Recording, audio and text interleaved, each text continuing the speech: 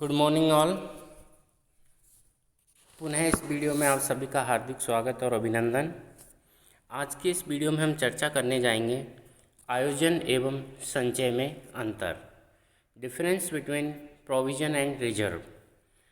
तो इन दोनों में अंतर समझने से पहले हमें प्रोविजन और रिजर्व के बारे में जानना होगा कि प्रोविजन कहते किसे हैं और रिजर्व किसे कहते हैं। तो कंपनी विधान 2013 के अनुसार प्रोविज़न का मतलब उस अमाउंट से या उस रकम से है जो स्थायी या चल संपत्तियों के मूल्यों में कमी आने के कारण या उनके नवीनीकरण के लिए या मूल्यह्रास का आयोजन करने के लिए रोक ली या अपलिखित कर दी गई हो, यानी उन्हें राइट ऑफ कर दिया गया हो। कहने का मतलब किसी ऐसे ज्ञात दायित्व यानी नॉन लायबिलिटीज का आयोजन करने के लिए रोक ली गई हो जिसकी रकम पर्याप्त शुद्धता के साथ निर्धारित नहीं की जाती।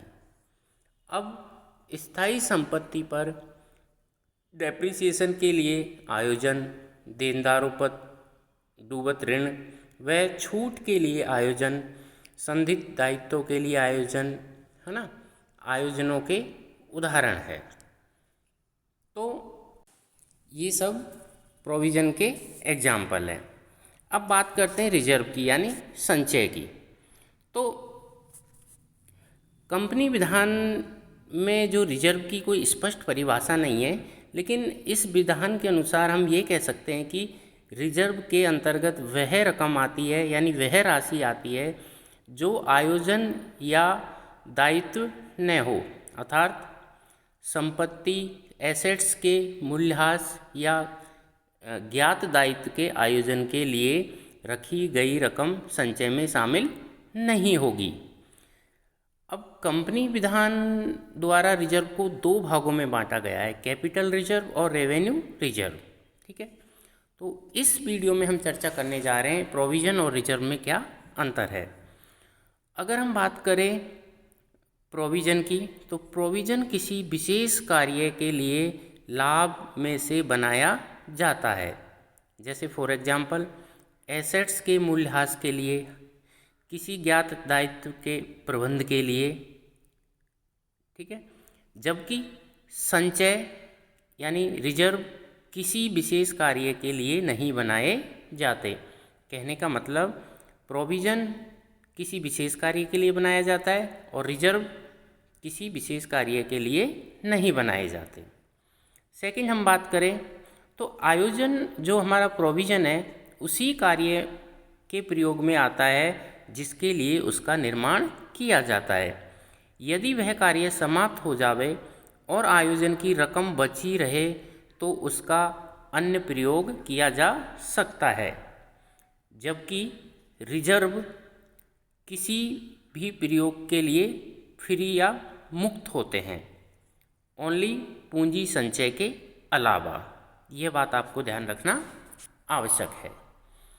थर्ड बिंदु पर हम बात करें तो प्रोविज़न अनिवार्य रूप से बनाए जाते हैं, चाहे किसी संस्था या कंपनी को लाभ हो या नहीं हो, लेकिन जो रिजर्व है वह लाभ में से ही बनाए जाते हैं। कहने का मतलब प्रोविज़न तो किसी संस्था को बनाना ही होता है, चाहे उस संस्था को लाभ हो या न हो, लेकिन जो रिजर्व है जब उस संस्था को प्रॉफिट होगा तब ही रिजर्व बनाया जाएगा। लास्ट बिंदु पर हम बात करें तो प्रोविज़न किसी संभाव्य हानि की पूर्ति के लिए बनाया जाता है। मतलब अगर संस्था को ये लगता है कि भाई इन फ्यूचर हमें कोई हानि या कोई लॉस होगा तो उसके लिए क्या बनाना होता है, प्रोविज़न। जबकि हम रिजर्व की बात करें तो रिजर्व संस्था की आर्थिक स्थिति को मजबूत करने के लिए अथवा संस्था की जो वर्किंग कैपिटल है उसको बढ़ाने के लिए बनाया जाता है। तो इस वीडियो के माध्यम से हमने समझने का प्रयास किया है कि प्रोविज़न होता क्या है, रिजर्व कहते किसे हैं और प्रोविज़न और रिजर्व में मुख्यतः कौन कौन से अंतर होते हैं। अगले हम वीडियो में चर्चा करेंगे सीक्रेट रिजर्व यानी गुप्त संचय के बारे में। धन्यवाद।